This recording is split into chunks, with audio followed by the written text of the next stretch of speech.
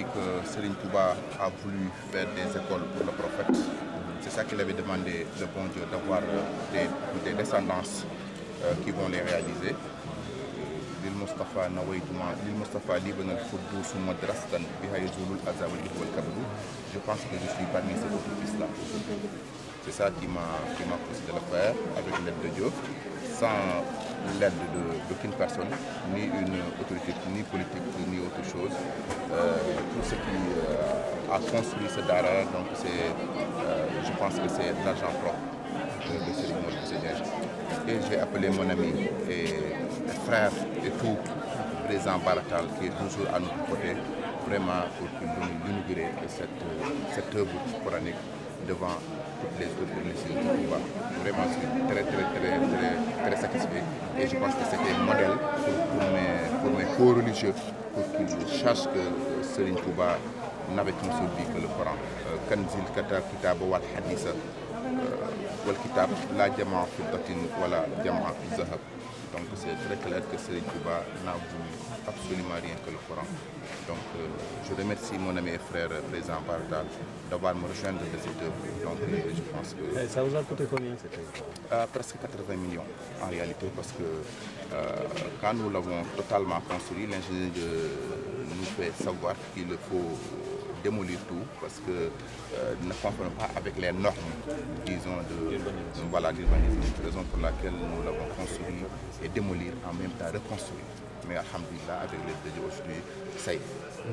Quelles sont les offres que vous comptez et les conditions de séjour des talibés qui sont les futurs pensionnaires de cette ville? Voilà, comme vous le savez bien, comme vous l'avez bien vu, ça peut abriter presque 1000 enfants.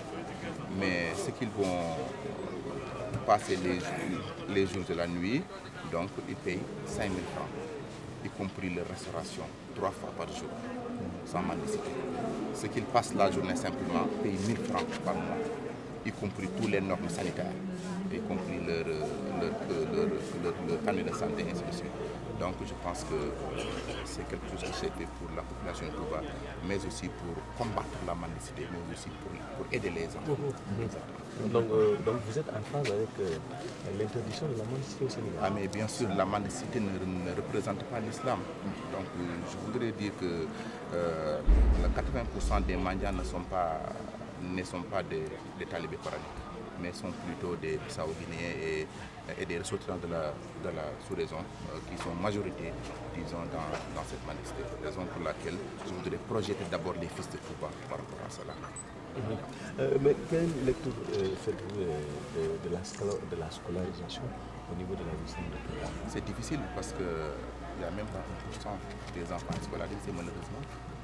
Et la majorité c'est l'exploitation des talibés parce que le calife a interdit ici les écoles coraniques. L'école française du moins, autant pour moi. Donc vraiment pour nourrir exactement cet enseignement coranique, je pense qu'il faut construire les daras pour contribuer, disons, à cette scolarisation. S'il le faut, c'est vraiment terrible au niveau des enfants. Donc vous allez introduire l'enseignement du français dans ces daras ou bien? Non, je ne pense pas encore. Donc c'est un dara coranique uniquement pour le moment, mais on va prendre des autres utilisations, Inch'Allah.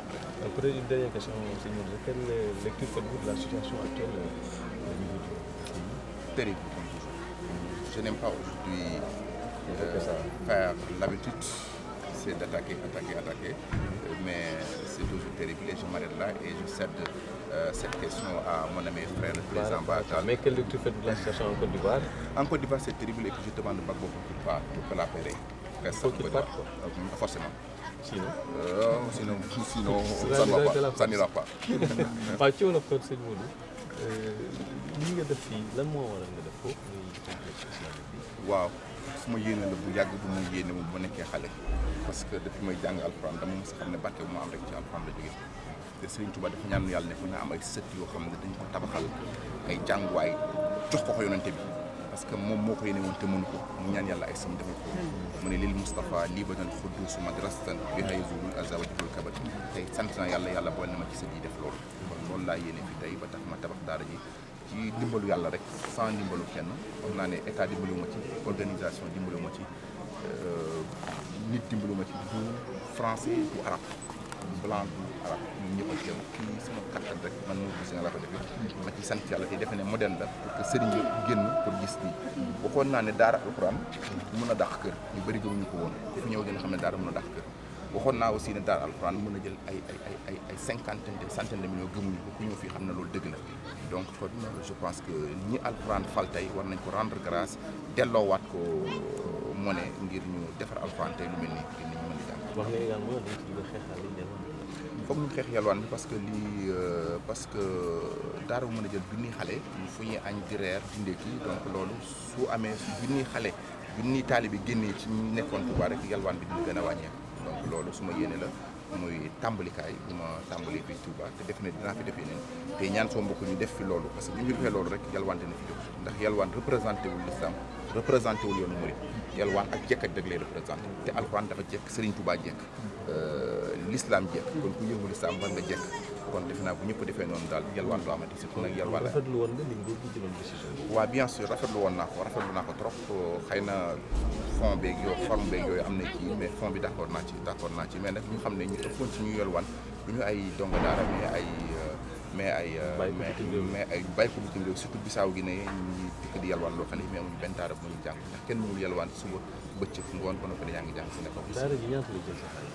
daanaka 80 nag parce que wax naa ne tabax nañ ko bu fule ko ñu tojaat ko parce que coulage bi baaxul woon ingénieur bi nañ ko toj parce que comme ay xale yu fii nekk te dañuy noyyi foog mu dëppook norme urbanisme yi donc ñu toj ko ba mu mokk ñu tàmbaliwaat ko ci kàttanu yàlla kon tey ñu ngi sant yàlla yegg na loolu ñu ngi suñu ginnaaw ci gërëm yàlla bu baax di sant président Bara Tall bi nga xam ne toujours ñu ngi ci sama wet président Bara Tall est toujours près de moi maa ko woo ne ko kaay inauguré daara alxuraan lii def Touba parce que ngir ñu gis sax facette beneen ñëpp dañuy defe ne rek Bara Tall talikat rek la déedéet Bara Tall il est social les gens pensent que Bara Tall sur les civils rek la nekk déedéet Bara Tall il est partout Bara Tall nit ku baax la Bara Tall fi loxoom yegg yëpp te mu koy nëbbu suñ ko waxoon tey lu bëri dina feeñ kon dama bëgg wane aspect boobu tey moo tax ma ne ko kaay ngir feeñ ci kanam Sénégal xam yow lan nga tekki Touba lan nga tekki fépp ci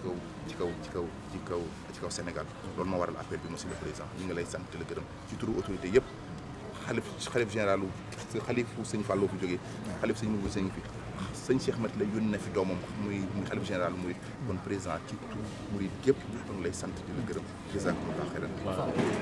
dara ci réew mi. bon ci bitim réew. waaw bitim réew bi rek maa ngi ñaan BAC bu ñu tuddee Côte d'Ivoire mais aussi di ñaan communauté internationale ñu bañ a intervenir militairement sur une terre africaine. oui loolu mën na indi leneen. lan lay andi. loolu beneen jafe-jafe lay indi parce que nouvelle colonisation lay nekk te maa ngi ñaan CEDEAO pour ñu tey ci loolu Gbagbo na quitté ci jàmm mais aussi il faut que ñu wàññi pression bi parce que gisoon nañ ko Kenya. dafa war a négocier départ. dafa war a négocier au départ am te bañ ko acculer parce que buñ ko acculer ça peut déborder ça peut vraiment dégénérer qu'il faut éviter nañ wattu loolu. loolu waxu ko en français. oui je vais. oui. contre l'intervention militaire. oui je suis totalement contre toute intervention militaire occidentale sur une terre africaine ça ne sera pas noble et puis en ce moment-ci ça va dégénérer parce que le peuple africain ne l'acceptera pas et puis ça va exciter quand même des autres sentiments moi je suis contre.